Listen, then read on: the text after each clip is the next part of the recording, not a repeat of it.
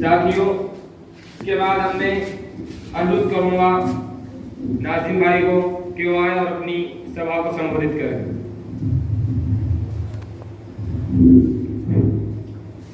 अस्सलामु अलैकुम व रहमतुल्लाहि व बरकातुहू। नहमदुहु व नुसल्ली अला रसूलिल करीम, अम्मा बाद। In the name of Allah, the most gracious, the most merciful.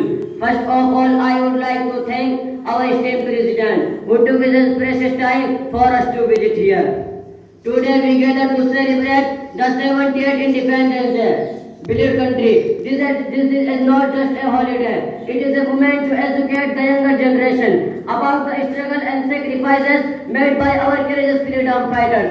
The brave fought against colonial rule to secure our nation's freedom. On this special day, we set aside our differences, come together as proud Indians is essential for our youth to understand the importance of this day.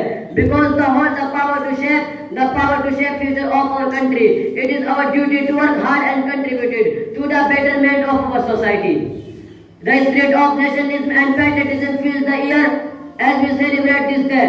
We must not forget who made our independence possible. Leaders like Mahatma Gandhi, Netaji Subhash Chandra Bose, Maulana Abdul Kalam Azad, Maulana Qasim Nanazir Rahmatullah Ali, Mufti Rashid Ahmad Gangohi, Maulana Qasim प्रधानमंत्री जी हिंदुस्तान, मौलाना कासिम नानोदवी, मौलाना हुसैन अहमद मदनी, गांधी जी, जवाहरलाल नेहरू, हिंदुस्तान।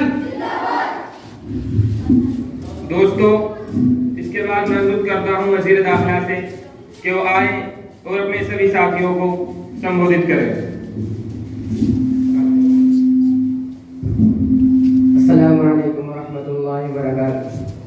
नहमदुहु व नुसल्ली अला रसूलिल करीम, अम्मा बाद।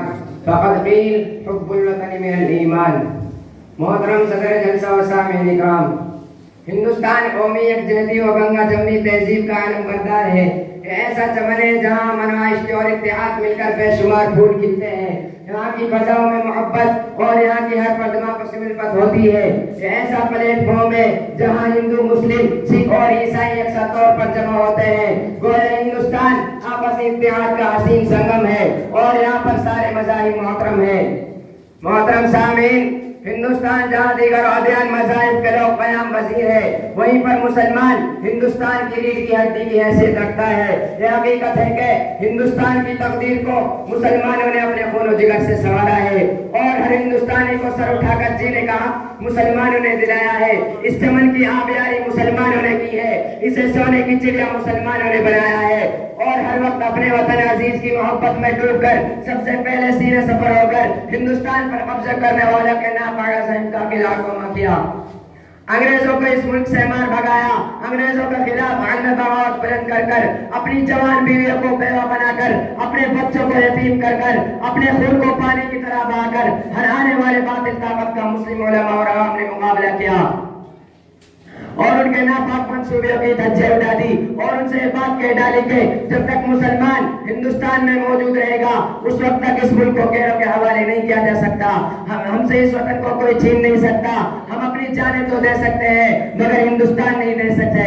इसलिए ये मुल्क हमें जान से ज्यादा प्यारा है, इसकी तकदीर को हमने निखारा है। ये बात मुसलमानों ने तो कही थी, सारे जहां से अच्छा हिंदुस्तान हमारा, हम बुलबुलें हैं इसकी, ये गुलसिता हमारा। में कदर हाजरीन, मगर आज बड़े अफसोस के साथ ये बात कहनी पड़ती है कि जिस वतन के खातिर मुसलमानों ने अपनी जानें गंवा दी, बीवियों को बेवा, बच्चों को यतीम किया, अपने खून को पानी की तरह बहाया, जिसकी हिफाजत के खातिर मुसलमानों ने अपनी गर्दनों को सूली पर लटकाया, जिसकी हिफाजत को अपनी इबादत समझकर अंग्रेजों से मुकाबला किया, आज इसी हिंदुस्तान में उन्हीं मुसलमानों का जीना तोड़ किया जा रहा है, उनके साथ नाइंसाफी और बेवफाई का बर्ताव किया जा रहा है, उनके जज्बात और एहसासात को मजलूम करके उन्हें नाउम्मीद और बागीहीन करार दिया जा रहा है, उन पर बेइल्जामात आयद करके कैद-ओ-फन की सजाएं दी जा रही है, उनको दहशतगर्द करार देकर उनकी जिंदगियों से खिलवाड़ किया जा रहा है।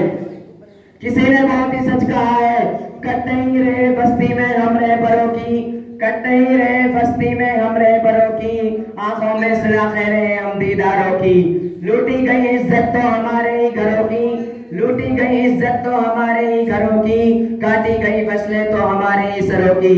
इस देश में बरसों से परेशान है हम लोग, इस देश में